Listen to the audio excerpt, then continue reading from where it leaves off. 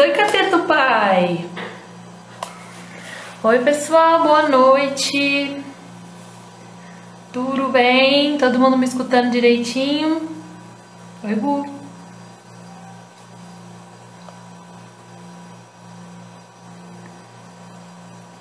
Tá dando pra me escutar bem, gente? Boa noite, vamos chegando para mais um Aitá Convida. Hoje a gente vai conversar com a Yasmin, que é coordenadora do projeto Marsupiais. Vai ser super legal. Vamos esperar a galera entrar mais um pouquinho. Como é que vocês estão? Tudo tranquilo?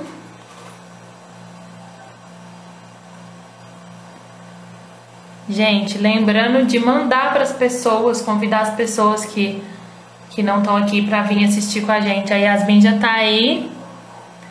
Vou chamar ela.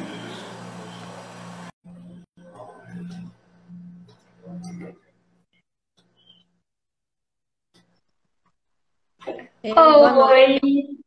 Tudo bom? Boa noite, tudo bem? Tudo ótimo. Tá me escutando bem? Sim, tá legal. Tá Então tudo tá bem aí bom. também? O áudio? Tudo jóia. Todos de quarentena ainda em casa, no home office, mas tudo bem. Só estamos nos revezando pro projeto Bicudos, para ir monitorar os bicudos. Fora isso, todo mundo dentro de casa. Ah, aqui também tá assim. E aí, como é que estão as atividades? Na verdade, assim, aqui tá assim, mas hoje a gente teve que dar uma escapadinha porque um gambazinho também quis dar uma fugidinha, passear pela cidade. E a gente viu que estava um pouquinho perigoso para ele, a gente teve que resgatar e fazer a soltura dele numa área de preservação. Eu cheguei em casa agora Uma há área mais pouco. adequada, né? É. Mas eles estão de home office também durante a quarentena. Sim, só trabalho de casa, a equipe está toda separada, ninguém está se vendo. A gente está fazendo algumas reuniões online aí só para matar a saudade e botar o assunto em dia, mas é tudo de casa, só home office mesmo. A Valdelisa contou aí que tá todo mundo em casa. A Valdelisa que tá nos assistindo aí agora. Então, gente, boa noite para todo mundo de novo que está entrando agora. Eu sou a Fê, sou presidente do Aitá, sou bióloga. E para quem não conhece, o Aitá é um instituto de pesquisa e conservação que trabalha com animais silvestres, principalmente vítimas de tráfico. A gente reabilita animais, nosso intuito é reabilitar animais silvestres e devolver esses animais para a natureza. E a gente presta apoio aos CETAS de Belo Horizonte. Vou contar, Marlene, o assunto de hoje. A gente presta apoio aos CETAS de Belo Horizonte. O CETAS é um centro de triagem de animais silvestres que recebe animais silvestres, né? A maioria deles vítimas de tráfico também, mas recebe muitos animais, animais recolhidos, como o caso que foi agora um recolhimento seu do gambazinho, né? Animais de entrega voluntária. E a gente recebe muitos, muitos, muitos gambás. E o assunto de hoje são marsupiais. A gente vai falar sobre o projeto Marsupiais. Se apresenta um pouquinho para o pessoal, conta quem é você e sua trajetória pessoal.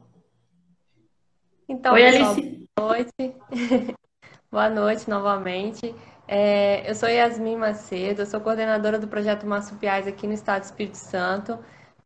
O projeto ele foi fundado, né, dentro de uma ONG, que é o Instituto Últimos Refúgios. Então, a minha atuação é dentro do Instituto Últimos Refúgios, né? Eu sou bióloga e eu sempre tive essa paixão, né, por marsupiais desde a graduação. Então, quando eu entrei no Instituto Últimos Refúgios, eu tive em parcerias, né, a gente decidiu, né, criar esse projeto porque a gente via também a necessidade. Então, é isso, sou a bióloga que trabalha com marsupiais.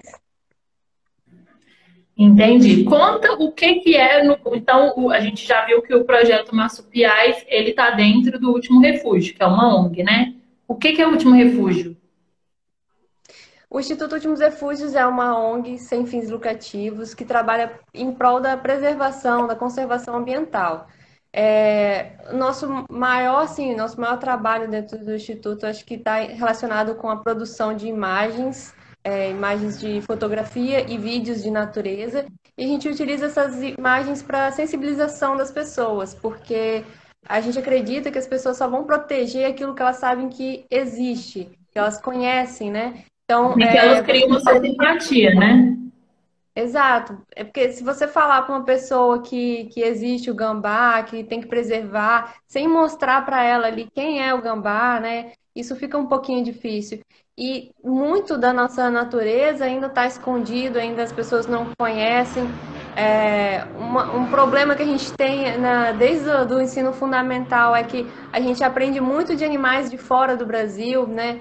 Eu acho interessante aprender sobre esses animais, não é descartável, né? Mas eu acho que a gente também teria que ensinar um pouco mais a fauna brasileira para que as pessoas pudessem conhecer mais. Então, o papel do Instituto é isso, mostrar um pouquinho para as pessoas do que a gente tem, né, de tão belo, porque se as pessoas não souberem disso, elas não vão querer proteger, não vão saber a importância. Então, esse é o nosso intuito. O Instituto ele trabalha muito com a parte de comunicação, né? A gente tem uma equipe especializada em comunicação, então a gente se fortaleceu através da difusão científica por conta disso. Então, eu acho que o foco assim grande é esse, a comunicação. A gente trabalha com outros projetos. O projeto Marsupiais está dentro do Instituto Últimos Refúgios, mas existem vários outros projetos que são parceiros nossos. Tem o projeto Caimã, o projeto Herpeto Capixaba. Tem uma infinidade aqui de projetos no estado, né, que a gente apoia, ajuda, com essa parte de comunicação que o Instituto faz tão bem, né? Você falou uma coisa que é muito importante. A gente aprende na escola sobre os bichos de fora. E aí, bichos que, assim, que pra gente, pra nós que somos biólogos, quando a gente começa a estudar, que são tão comuns na nossa fauna, e são comuns no dia a dia mesmo, por exemplo, os marsupiais, né? As pessoas não conhecem. E por não conhecer, ao ver aquele bicho ali e não teve nenhum estudo prévio sobre aquilo, uma sensibilização na escola sobre aquilo, associa sempre a coisas negativas em vez de associar a pontos positivos. Então, falando dos projetos marsupiais, que está dentro dos últimos refúgios, o que são marsupiais? Para quem, não sei se tem gente aí que é de outras áreas, é sempre bom a gente dar uma reforçada.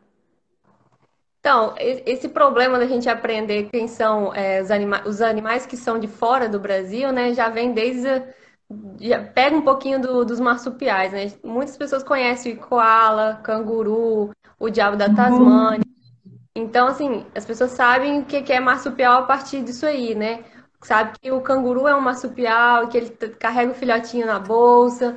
Então, trazendo um pouquinho para o Brasil, aqui a gente tem mais de 60 espécies de marsupiais brasileiros nativos. Algumas espécies são endêmicas, ou seja, só ocorrem aqui, né?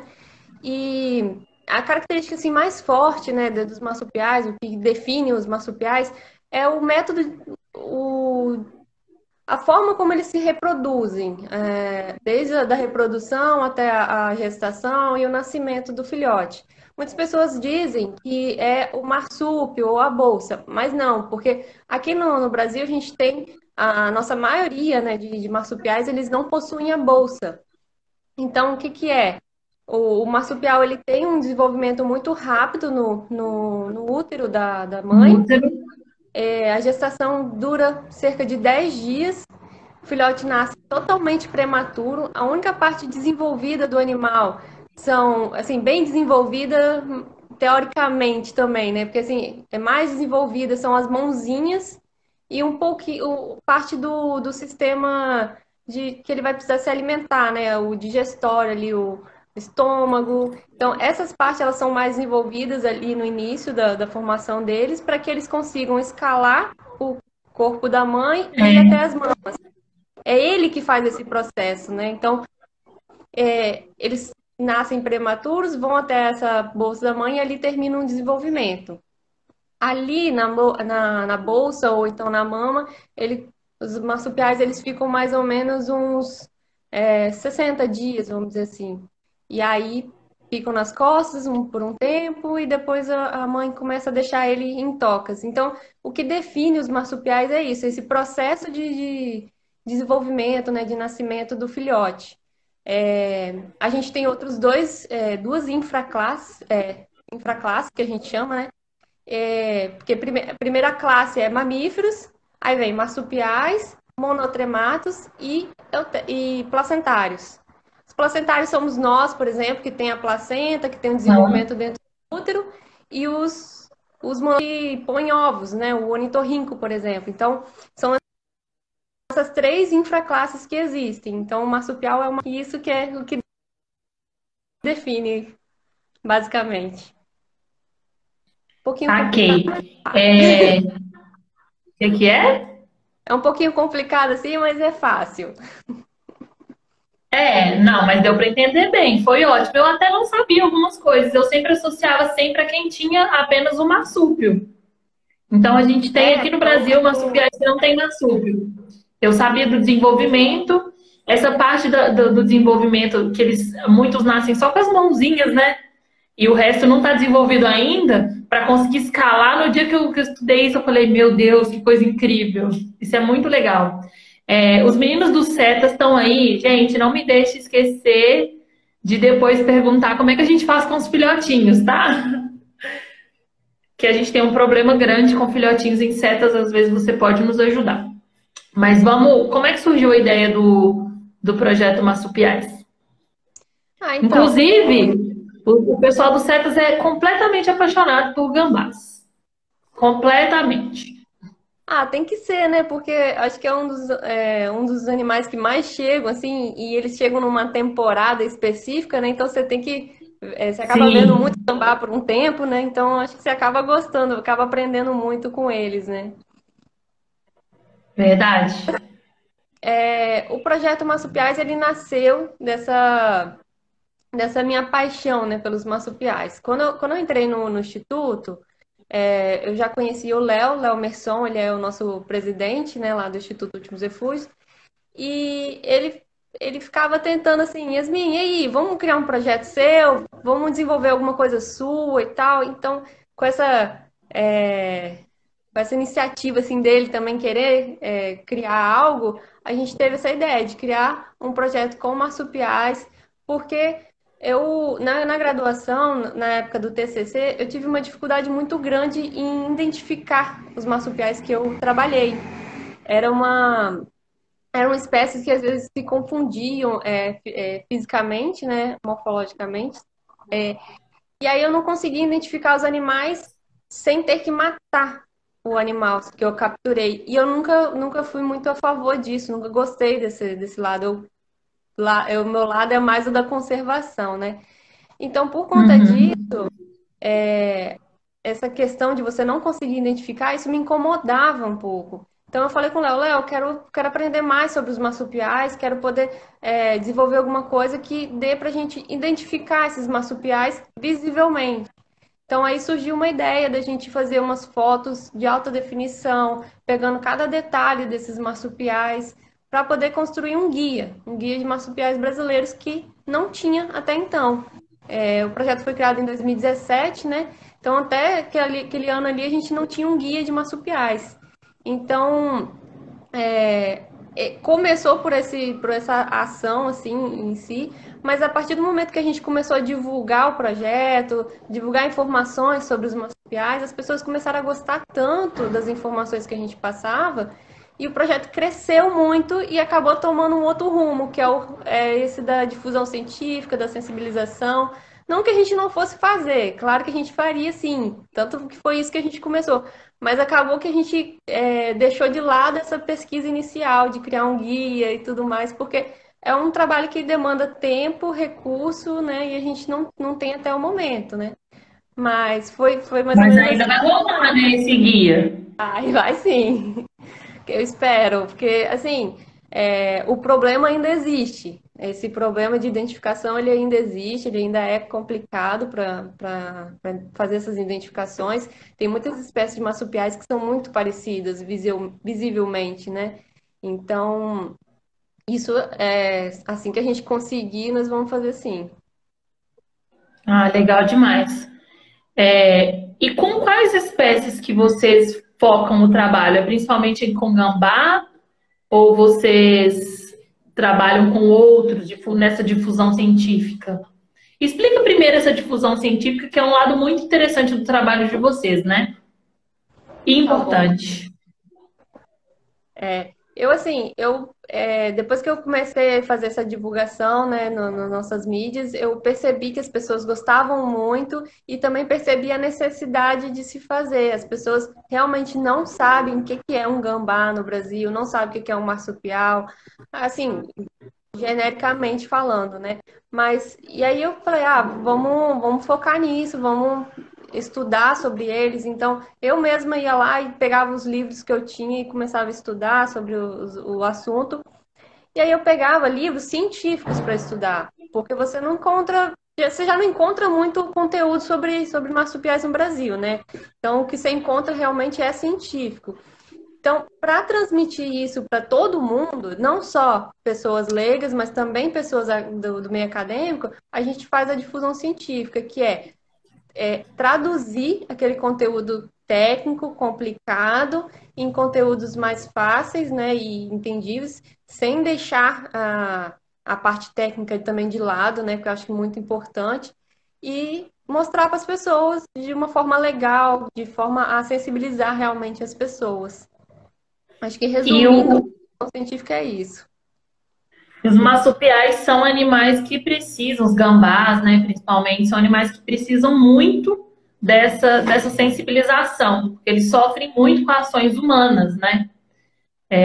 A gente recebe nos CETAS muitos animais machucados, as mães mortas por paulada, animais queimados. Então, eles realmente sofrem muito preconceito por parte de nós humanos, né? E a gente vê, depois que a gente conhece o bicho, que esse preconceito é puramente preconceito mesmo, são coisas infundadas, né? São informações incorretas, muitas vezes, e que geram esse problema ambiental super sério, porque são animais super importantes para o meio ambiente, né? Outro problema também de que gambá sofre muito são com os nossos pets, né? Sim, assim, pet, quando está inserido em área de preservação, é um problema muito grave, ou o contrário também, né? Quando os animais silvestres invadem, né, a área urbana, é um problema muito sério para ambos, né? Porque um animal silvestre também pode trazer prejuízos para os pets de alguma forma, né? Então, o ideal é cada um cuidar do seu pet para que isso não aconteça. Eu te contei até contar para o pessoal aqui que semana retrasada o Bazinho resolveu entrar, teve a brilhante ideia de entrar dentro do canil dos meus cachorros. E foi um Deus nos acuda, eu correndo com uma mangueira de água para jogar nos cachorros, para tentar tirar os cachorros de lá, não machucar o gambá. E o gambá ficou completamente aterrorizado, coitado. Custou a sair, deixei os cachorros presos, até que o gambá pudesse realmente sair. A gente tem uma série que chama Animais Silvestres e Relações com Humanos, tá no IGTV, gente. E aí, cada semana a gente fala sobre um animal silvestre, principalmente os que ocorrem nos centros urbanos, né? E o que a gente pode fazer quando a gente encontra esse animal, quais são as informações verdadeiras, quais são as informações falsas. Você quer contar um pouquinho para o pessoal? Quando a gente encontra um gambá, o que que é falso, o que que é mentira, o que que é verdade. Então, o gambá, assim, principalmente, eu acho, de todos os marsupiais, né, brasileiros, ele está muito inserido na área urbana. Ele se acostumou muito rápido, muito fácil com o meio urbano, porque ele é um animal oportunista, generalista. Então, ele se alimenta de tudo que está aqui na nossa área urbana. Então, para ele é um fast food muito eficiente, né? E aí com isso é muito fácil você ter contato com esses animais e também muito fácil você ter problemas com eles. Não que o gambá vai trazer algum problema para o ser humano, mas o contrário, né? Nós, seres humanos, acabamos afetando de forma muito agressiva a vida desses animais na área urbana. Então aí a gente realmente lida com esses problemas de ataque de animais, ataque de ser humano querendo maltratar porque acha que é rato, ratazana. A confusão, ela é plausível porque esses animais, eles realmente têm uma aparência assim semelhante, né? Realmente, para um leigo, né, você vê um gambá ou vê um rato, às vezes ele pode realmente se confundir. Mas isso não dá, assim, esse direito de sair matando porque quer, né? Não tem essa necessidade. Se você vê que o animal tá ali, não tá te causando nenhum prejuízo, para que fazer maldade, né? E tudo mais. Então, além disso, tem as redes elétricas que eles acabam tomando muitos choques, essas coisas assim, eles acabam indo parar junto com a gente no CETAS, né? Ou então a gente tem que socorrer de alguma forma. E aí, por conta disso, a gente recebe também muitos filhotes órfãos, né? Porque as pessoas acabam matando a mãe, depois acaba vendo que tinha filhote ou acaba encontrando o animal morto já, né? E aí acaba chegando pra gente a mãe, os filhotes, às vezes bem prematuros, às vezes não, às vezes a gente consegue salvar todos, às vezes não. Então, cada um ali age de uma forma diferente. É, Não sei se você fez mais alguma pergunta. Posso Eu vou falar? aproveitar e vou já contar. O pessoal depois, gente, assiste o nosso vídeo lá que tá bem completinho. Mas assim, o que que a gente recomenda? Encontrou outro problema que a gente recebe muito, né? Ligação falando, tem um gambá no meu quintal, na minha árvore, e esse gambá tá incomodando, sei lá, eles ligam para recolher o gambá, porque o gambá está no quintal. E a gente fala com o pessoal, orienta, você tem cachorro aí? Tenho. O cachorro tá latindo pra ele? Tá, então ele vai ficar preso em cima da árvore com medo. Prende seu cachorro, deixa ele afastadinho, espera para ver se ele mesmo vai embora. Ele chegou ali. Então a gente frisa muito que alguns animais estão cada vez mais frequentes nos nossos centros urbanos porque a gente está ocupando esse ambiente deles. Então, na verdade, quanto mais nossas cidades crescem, mais a gente vai encontrar animais silvestres morando junto com a gente.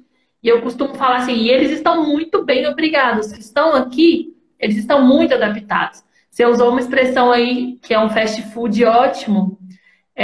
Eu achei isso fantástico, porque eles acham resto de comidas, eles são animais onívoros, né? Se alimentam de várias coisas. Então, eles acham resto de comida, eles acham ração de cachorro, eles acham ração de gato, lugar, abrigos quentinhos. Então, é tudo que eles precisam para ficar ali. Então, se você tem pet, segura seu pet, prende ele em algum lugar, espera o gambá ir embora. Se você não tem, só deixa ele embora, observa. Ah, ele está vindo todos os dias.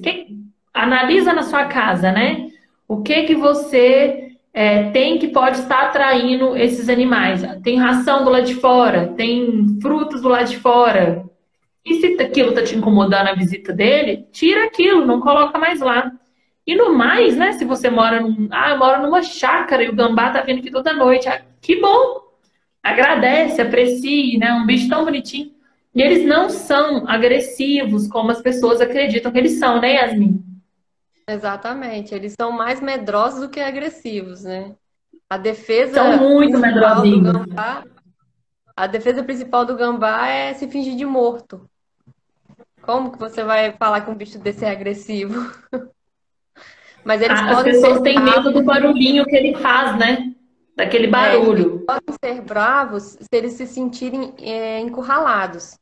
Se ele vê que ele não tem saída, que a pessoa está realmente encurralando ele, ele realmente pode morder. Se a pessoa for inexperiente, né, e tentar fazer a captura do animal, pode sim ele vir a morder a pessoa. Então, sempre tem que fazer com muito cuidado e com sabedoria nesses casos.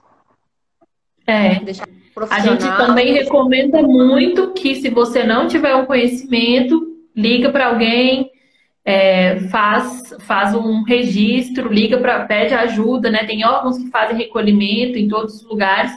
Aqui em BH, o Aitá começou o projeto de recolhimento de animais silvestres em Belo Horizonte, porém ele está parado devido à pandemia, né? Mas a ideia é que as pessoas liguem e a gente orienta, porque às vezes se a mãe está morta, você percebe que tem filhote, você consegue levar até os setas, é a melhor maneira. Mas se o animal está agressivo, está acuado em algum canto, dentro da sua casa, você não está conseguindo retirar ele, não, tente não manejar o animal, porque ele realmente pode te morder, isso por uma questão de defesa dele, e como vários outros animais, pode acabar até passando alguma doença, alguma coisa assim, né? Assim, a gente já sabe que o gambá ele não transmite a raiva para o ser humano, isso já é comprovado. Ele é um hospedeiro, mas ele não transmite a raiva, isso é certo. Mas assim, a gente não sabe quais outras doenças esses animais podem É, adquirir, né? E a gente sabe que as doenças também evoluem, né? Então é sempre bom muito cuidado quando trabalhar, manusear animais silvestres. sim.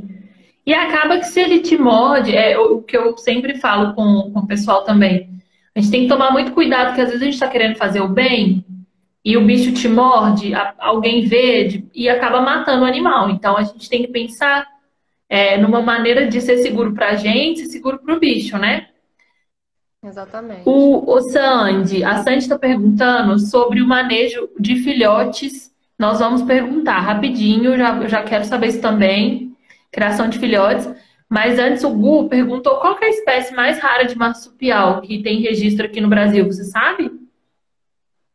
Essa pergunta é um pouquinho complicada, assim, mas assim, a gente tem, por exemplo, a cuíca d'água. Ela é uma espécie Uhum. que é muito difícil de visualizar, muito difícil, às vezes, você conseguir trabalhar com ela para captura.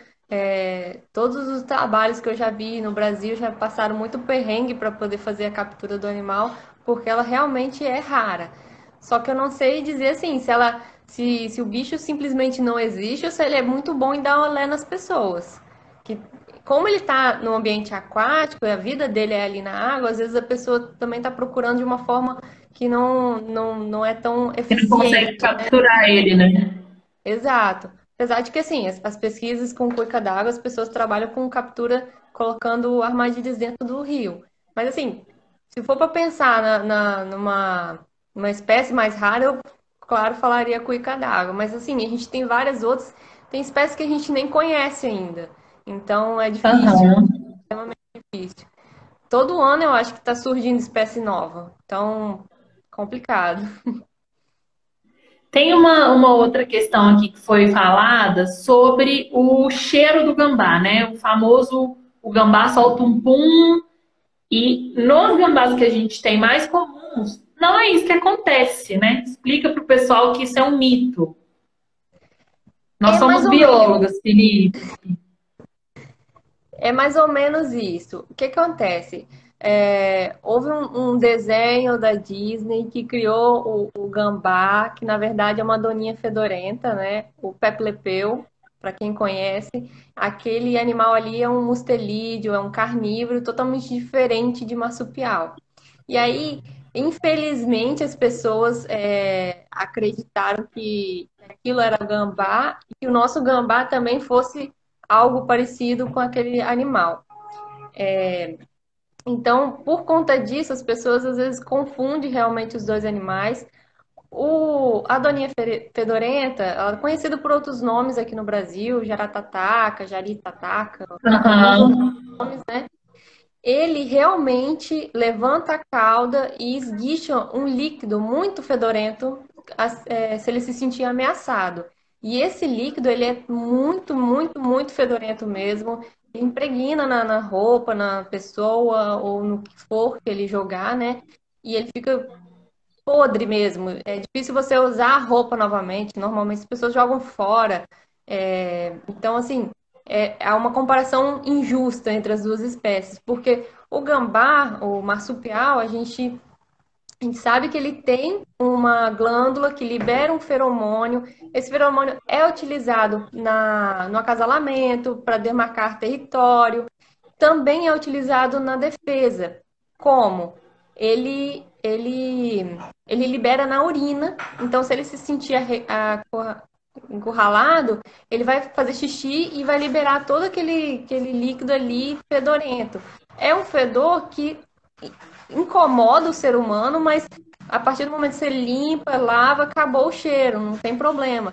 Mas assim, não é mais desagradável, por exemplo, que o xixi de um felino, de um gato doméstico. Então, assim, é O muito cheiro de um injusto. ouriço.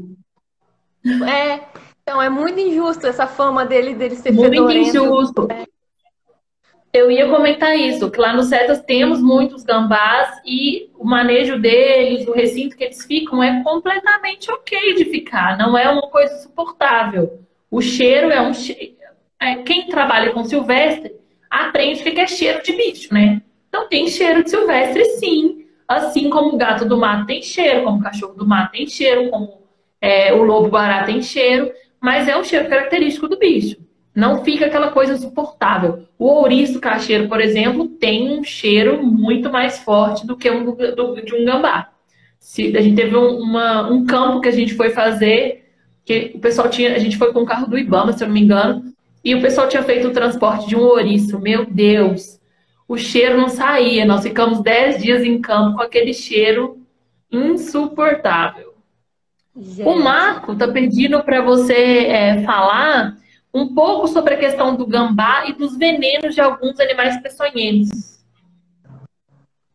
Então, a gente até publicou uma matéria ontem sobre esse assunto, focando bastante na questão do animal ser imune, né, à peçonha, a venenos, e falando dessa vantagem que até o ser humano pode se aproveitar, né? Em estudos futuros, a gente conseguiria talvez se aproveitar dessa imunidade dele também.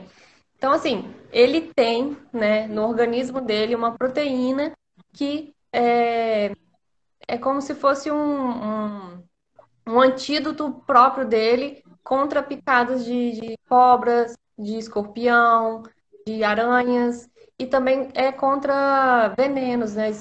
Outros animais venenosos, não só os peçonhentos. E essa proteína, teve uma pesquisadora que ela conseguiu extrair uma parte dessa proteína, conseguiu replicar e ela testou em ratos. Ela pegou alguns ratos e injetou, né, essa proteína neles, ao mesmo tempo que também injetou o veneno de cascavel, de algumas outras serpentes peçonhentas, e foi positivo. Os animais que receberam o veneno, a peçonha, não. Houve ratos que receberam só a peçonha e eles morreram rapidamente, e houve os ratos que receberam a peçonha junto com esse Com antídoto, essa parte da proteína. as Esses meninas. animais que receberam essa proteína, eles viveram e ficaram super bem, não tiveram problema nenhum. Então, a partir daí, aí ela fez testes com várias serpentes, ela não fez só com cascavel, por exemplo, e ela fez uns testes com umas espécies lá da África, porque a ideia dela, desse projeto, era descobrir realmente um antídoto para essas espécies africanas, porque elas causam muito problema lá na África.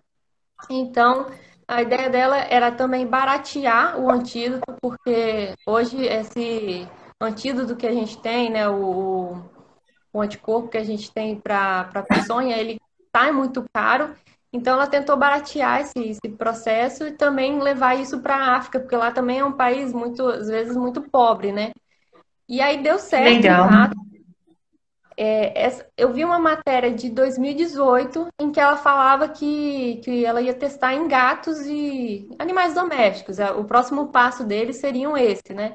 Então, acho assim, dando certo ali nesses animais domésticos, eu acho que o próximo passo seria o teste em humanos, e aí eu acho que a gente teria, de fato, uma comprovação se a gente vai conseguir ou não ter essa imunidade aí por parte dos gambás. O interessante disso é que o gambá ele não é imune a uma peçonha, a um veneno, ele é imune a várias. Então, Que isso vai legal. facilitar muito o nosso trabalho. E para quem sabe, né? Igual esse caso que a gente está tendo agora com um rapaz aí que foi picado por uma serpente exótica. Ele quase Aham. morreu se não fosse o Instituto Butantan ter Esse as antídoto lá, né? se o Instituto não tivesse esse antídoto, provavelmente ele não teria resistido. Então, se a gente conseguir criar esse antídoto a partir do gambá, vai facilitar muito mais nesses casos. É claro que estava totalmente errado o caso dele, né? Mas assim, não venha a ser julgado agora, mas eu acho que vai ser muito legal, muito positivo para todo mundo. E quem sabe assim as pessoas deem um pouquinho mais de valor pro gambá, né? Sim, e aproveitando e fazendo um gancho ecológico, como eles são animais resistentes, eles se alimentam desses animais peçonhentos e acabam fazendo um controle de pragas, né, controle de escorpião. Então as pessoas não conseguem associar esse lado positivo de ter gambás na sua casa, no seu quintal, mas existem funções ecológicas muito bacanas para o meio como um todo e que nós, humanos, nos aproveitamos mais uma vez dessa função ecológica. Exatamente. Aqui na região de Vitória, eventualmente tem um surto, por exemplo, de caracol africano. É um animal que é uma praga exótica também no Brasil e que, assim, se você tiver uma horta e ele aparecer, ele acaba com a sua horta em alguns dias, né? E são animais que se reproduzem muito rápido, então realmente traz algum problema. Felizmente, apesar dele ter uma doença que é transmissível para o ser humano, os caracóis africanos no Brasil, eles não têm essa doença, não foi achado. Então, por isso que tem algumas pessoas que até comem o animal. Mas, enfim, quando aparece esse surto, se o gambá estiver ali pela área, vamos dizer assim, ele vai conseguir fazer o controle dessas espécies. No Brasil também Uhum. tem casos de surto, né, de escorpião. Então, também é um Sim, problema para a população. O escorpião pode matar uma pessoa. Então, se tem um animal ali que pode fazer esse controle, por que não, né?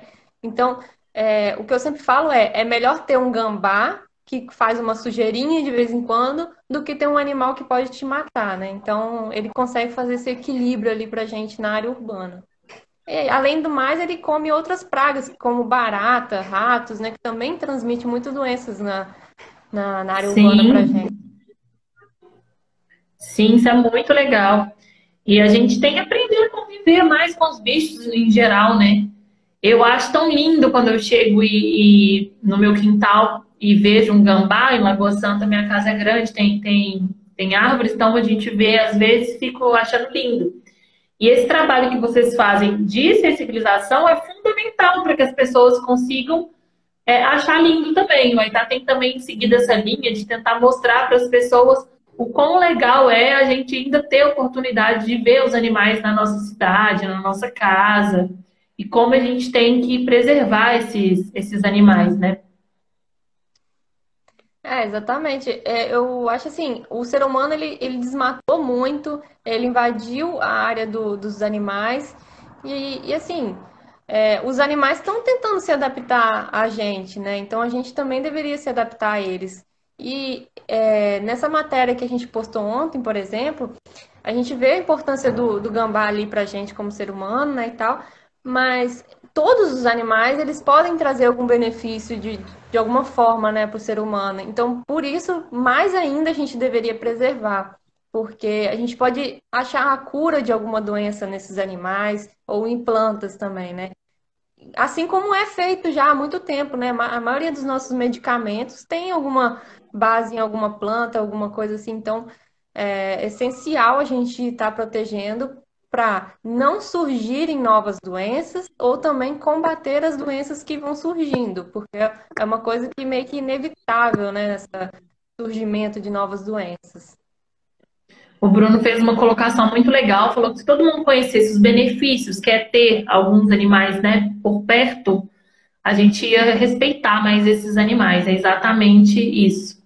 E tem muitos, muitos, muitos benefícios, né, por trás desse convívio que a gente tem, né? Exato. Yasmin, Jamie, pessoas do Cetas, aproveitem o momento para fazer bastante perguntas. Vamos lá. O que que acontece com os filhotinhos muito pequenininhos dos gambás? Por que que eles vão morrendo? Tem algum protocolo? A Sandy, se eu não me engano, perguntou também. É uma dificuldade muito grande, né? Acho que acredito que em todos os cetas. É a sobrevivência desses filhotinhos quando eles chegam ainda vermelhinhos, sem pelinho. Eu acho que deu uma travada aqui. Oi, gente. Não tô te ouvindo. Pessoal, oi, Oi? voltei? Voltou. Pessoal, vocês estão escutando? Você tá me escutando, Yasmin? Eu tô te escutando. Alguém me responde aí, Mar, tá escutando? Pra ver se travou lá, porque o pessoal ficou calado aqui. Marco, Bruno, tá escutando. Eu estava perguntando se existe algum protocolo de manejo dos filhotes, porque quando eles chegam muito pequenininhos, a maioria morre, né?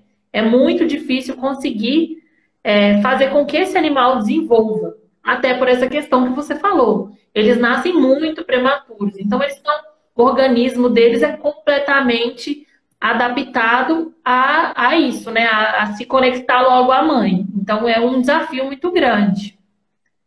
Tem algum protocolo? Você tem alguma ideia, alguma dica?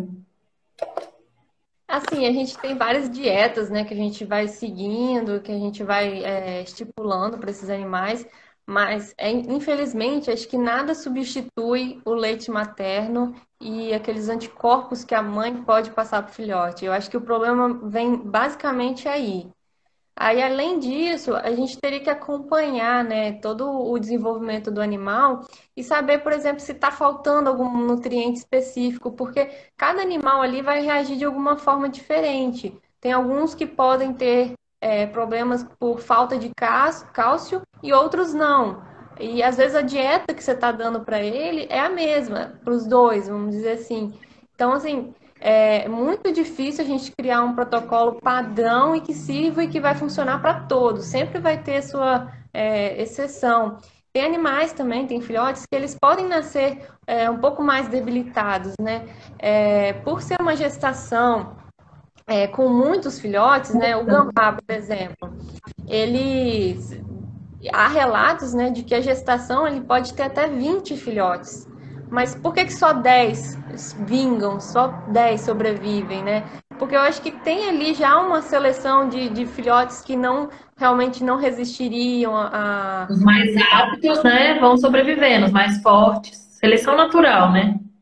Seleção natural puríssima. Então, é, assim, é muito complicado realmente criar esse protocolo por conta disso. Mas a gente tem alguma ideia, né, do que fazer. Hoje, o projeto ainda não conseguiu atuar muito à frente a esses animais muito prematuros. A gente não teve muitos casos. Os casos que chegam para a gente geralmente são um pouquinho mais velhos. Mas a ideia do projeto é realmente fazer um estudo e tentar criar algo um pouco com mais base, né? Com uma coisa mais profunda, assim, mais detalhada realmente sobre cada fase desses animais que a gente conseguir. Uma dica que eu recebi há, sei lá, um ano atrás, mais ou menos, e eu nunca consegui testar de fato, porque não chegou mais nenhum animal nessa fase pra gente, de prematuro, foi a utilização de pincel para dar o alimento para o animal. O filhote, o prematuro, ele é muito pequenininho. Então, você imagina o tamanho do estômago desse animal. Deve ser minúsculo também. Então, assim, daí você já sabe Legal. que você não pode dar muito alimento para ele de uma vez só. Provavelmente você vai ter que dar alimento várias vezes ao dia, né? Você tem que diminuir ali o tempo entre uma refeição e outra. E essa ideia do pincel, a pessoa que falou com a gente, ela usava para prematuros de roedor. E com ela funcionou, com os roedores funcionou, né? Assim, são animais totalmente diferentes, o desenvolvimento deles é totalmente diferente. O prematuro de um roedor é totalmente diferente de um prematuro de marsupial, né? Mas eu queria muito testar essa técnica e quem sabe nos próximos dias, meses aí a gente consiga, né? Porque com certeza vão começar a chegar os gambás lá pra gente. E é uma ideia que assim, eu não consegui testar ainda, mas quem sabe alguém conseguindo testar aí pode passar para todo mundo, né? Pois é, a gente precisa muito dessa resposta. Teve uma pessoa aqui, como é que é o nome dela? A Carol. Carol falou que quando trabalhava no CRAS, quando estagiava no CRAS, a maior dificuldade eram os filhotes de gambá. O Bruno trabalha no CETAS e faz estágio no CETAS e compartilhou também que é muito difícil. E é uma grande dificuldade que se tem. E assim, no CETAS eu já via o pessoal testando vários métodos. E realmente, quando eles estão muito pequenininhos, a gente acredita também que seja alguma coisa no leite que falte, né? Alguma proteína, algum anticorpo, alguma coisa assim. Porque como os bichos são muito imaturos, talvez realmente seja necessário a mãe.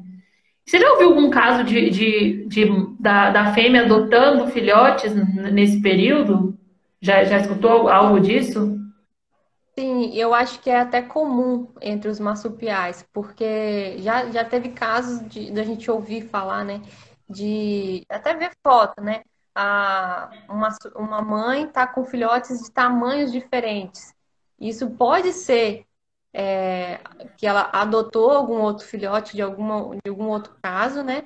Ou então também pode ser a reprodução dela frequente. A gente acredita, assim como é o canguru, a partir do momento que um filhote ele sai da bolsa, tem outro já nascendo. O que está dentro da bolsa, tem um dentro da bolsa, já tem um dentro do útero. Então, assim, ele não espera o ciclo terminar. Então, geralmente são 3 gerações de filhotes no canguru. Então, eu acredito que talvez isso possa estar acontecendo no Brasil também. O marsupial, o gambá, pode estar tendo filhotes mesmo sem ter terminado aquela O prole ali, ciclo. né? Exatamente. Então, assim, são duas coisas diferentes que podem realmente estar acontecendo. Mas eu já vi casos de pessoas que fazem esse trabalho como a gente, igual os CETAS, né, de cuidar desses animais, eles mesmos colocar o outro filhote para a mãe, já que é uma oportunidade, né, de você talvez salvar ainda a vida daquele animal, e ela Uhum. aceita. Eu tive um caso muito específico na minha casa, né? Eu tinha uma gambá na minha casa que eu cuidava. Ela, ela sofreu um ataque, né? Ela veio para os setas e aí ela teve um ataque na cauda dela, ela perdeu totalmente a cauda. E aí ela foi destinada, né, para um mantenedor. Aí, no caso, a gente se voluntariou a ficar com ela e cuidar e tudo mais. Então, aí por isso ela ficou lá em casa. E teve uma vez que eu tive que levar uns filhotes lá para casa também. E aí eu coloquei ela junto com os filhotes. A primeira ação que ela fez, assim, foi começar a lamber, a cuidar dele, de fato. Então eu achei muito bonitinho, mas também achei muito legal essa parte de adotar, né, o filhote. Ela não entendia nada, porque ela nunca teve um filhote, né? Então ela fez por puro instinto mesmo. Mas eu acho que sim, ocorre essa adoção. E uma coisa assim que a gente sempre ouviu falar é que o gambá é um animal solitário, mas isso ainda está meio que balançado, assim, porque houve outros relatos de gambás que não eram da mesma ninhada, da mesma família, assim, né? E eles estavam convivendo juntos, era tipo uma comunidade, vamos dizer assim. E então, assim, nesse sentido, pensando nisso, né? Pode sim, os gambás estar adotando outros filhotes e depois ficar todo mundo junto ali de alguma forma. Eu Legal. acredito. O Bruno comentou aqui. Eu não sabia, Bruno, que nos CETAS já conseguiram mães de leite. A questão é tem que ter um gambá fêmea, né? E na mesma época os filhotinhos para conseguir fazer isso. Mas como o gambá é um bicho que recebe muito, não É. acredito que esse seja um problema. A O Carol tá difícil perguntando. seria, Pode falar. foi, o difícil seria você manter uma gambá presa, né, em cativeiro, porque ela não poderia ser realmente solta, mas por muito tempo. Você não consegue manter um gambá por muito tempo. Então, eles têm uma vida curta, né? Em cativeiro, eu acredito que eles vivam até, sei lá, 4 anos no máximo.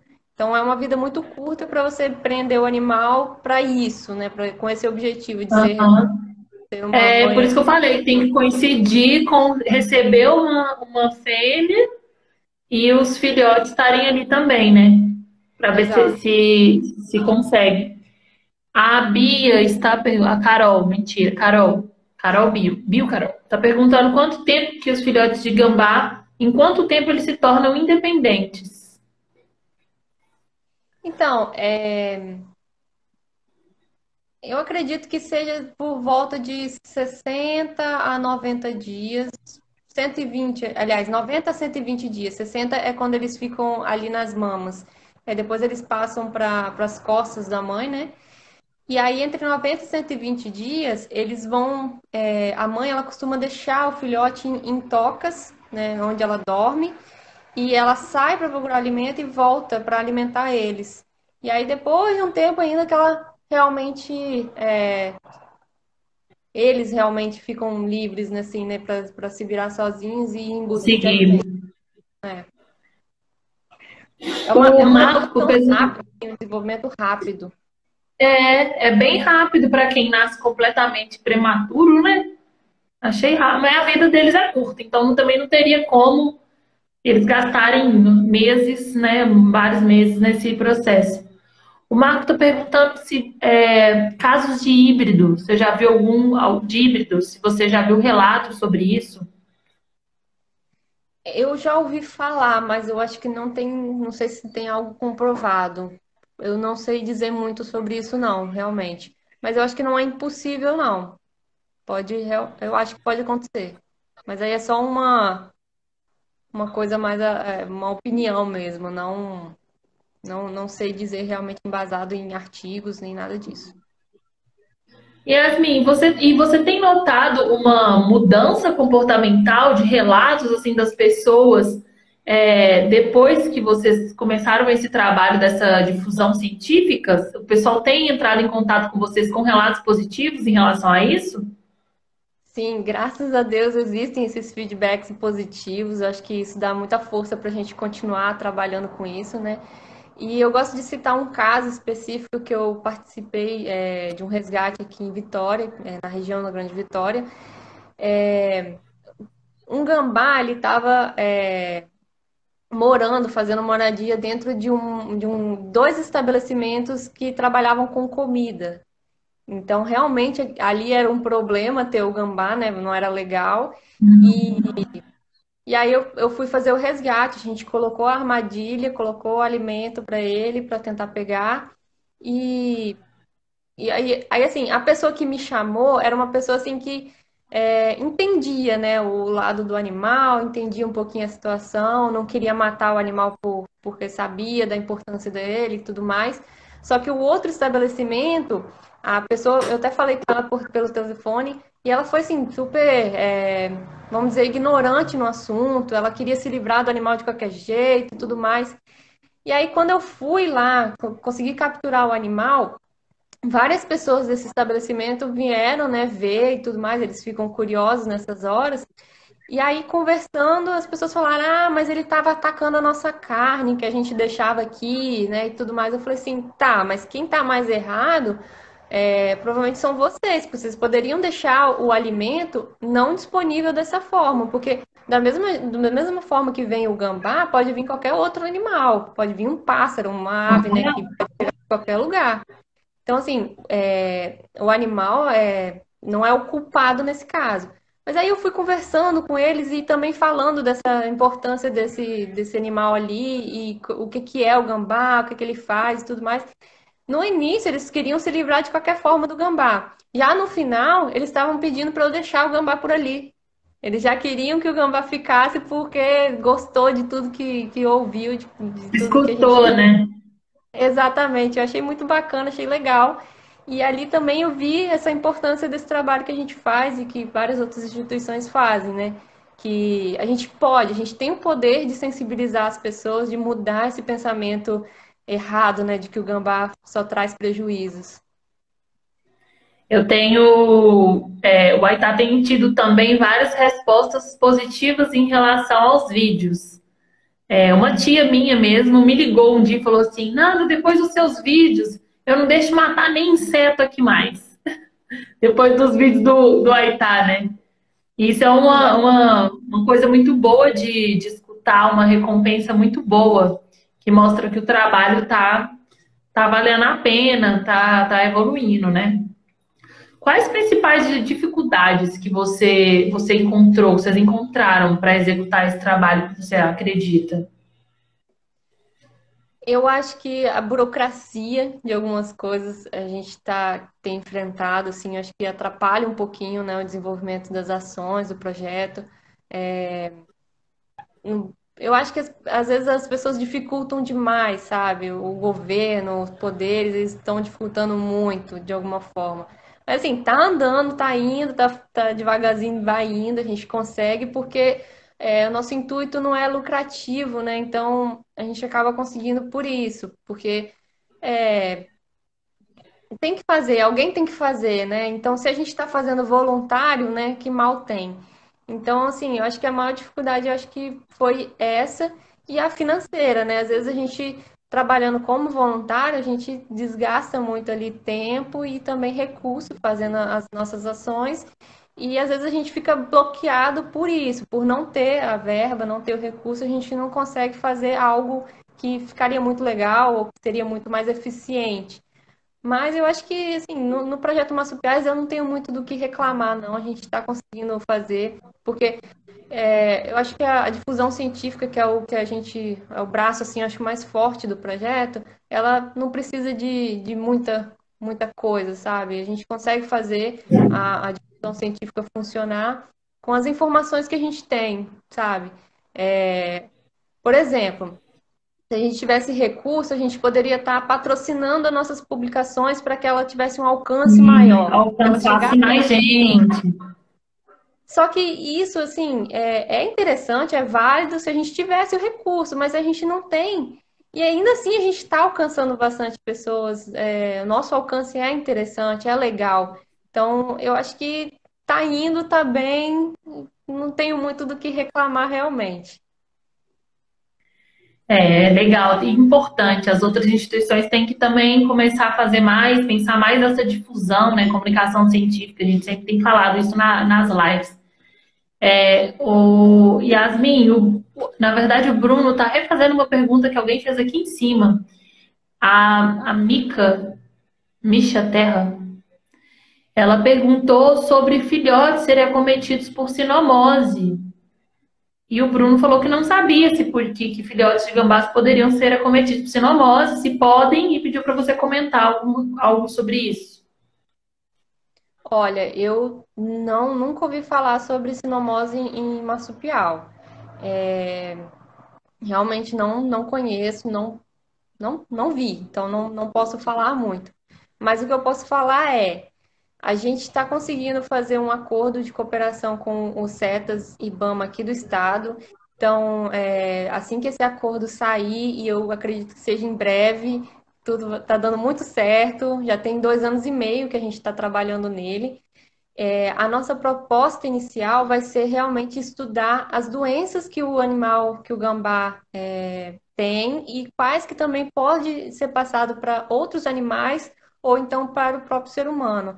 A nossa ideia é investigar bem mais essa questão, porque eu acho que a maioria dos estudos que foram feitos com isso veio de universidades, né, veio das faculdades, e eu acho que eles não conseguiram ainda se especializar muito nessa área, se aprofundar tanto. Então, tem muitos estudos espalhados pelo Brasil inteiro que às vezes a gente nem tem acesso. Então, a nossa ideia é essa, estudar mais essa questão de doenças para poder também divulgar mais sobre isso para as pessoas. Muito legal, precisa mesmo. Essas doenças de Silvestre, elas são muito pouco estudadas, né? E são muito diferentes das demais doenças. Muito, muito legal o trabalho de vocês. A gente deseja uma vida longuíssima a esse trabalho. Acho que já vai dar o tempo. Eu entrei um pouquinho atrasada, mas já são 8 horas, 8:01. Então eu queria muito agradecer. Ai, meu Deus, 30 segundos. Agradecer você. E eu vou encerrar e a gente volta só para você despedir, porque senão ela não fica salva, tá bom? Tá bom. Oi, Lari! Oi, pessoal! Oi, Thalia.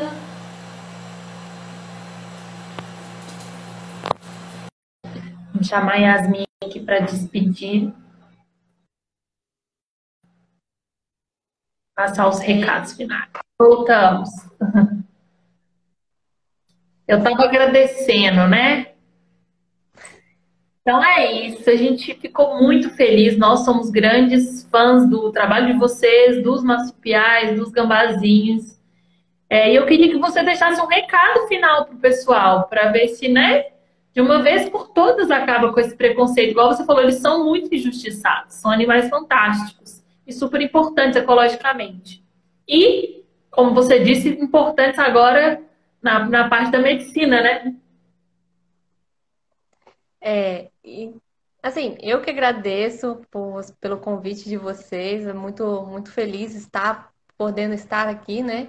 É um prazer sempre. E a nossa ideia realmente é transmitir essas informações para as pessoas, para sensibilizar, para conscientizar, para educar, né, as pessoas cada vez mais.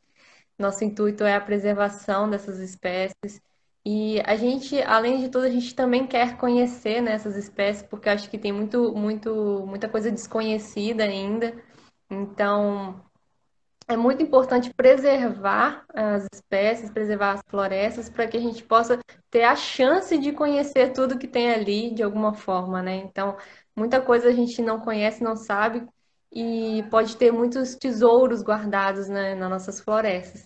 Então, a mensagem que eu passo é nunca desistam, continuem, porque eu acho que essa área ambiental, além de linda, ela é muito essencial. As pessoas que trabalham com isso devem continuar, apesar de todos os desafios, todas as dificuldades, né? Acho que a gente tem que continuar trabalhando, lutando para que tudo isso aconteça de fato. É difícil, é desafiador muitas vezes, mas vale muito a pena. Eu, assim, por mais que às vezes a gente passe dificuldades, eu sou muito feliz em fazer isso, em fazer tudo que a gente faz, né, de alguma forma. E então é isso, acho que a mensagem é continuem lutando, porque acho que um dia a gente consegue, a gente chega lá. E, Sim. e esses animais, eles são maravilhosos, eles a cada dia, tem 3 anos que existe o projeto, tem 3 anos que eu venho aprendendo muito sobre gambás. Então, é isso, a gente ainda tem muito o que conhecer nesses animais e eles são muito importantes para a gente de uma forma geral.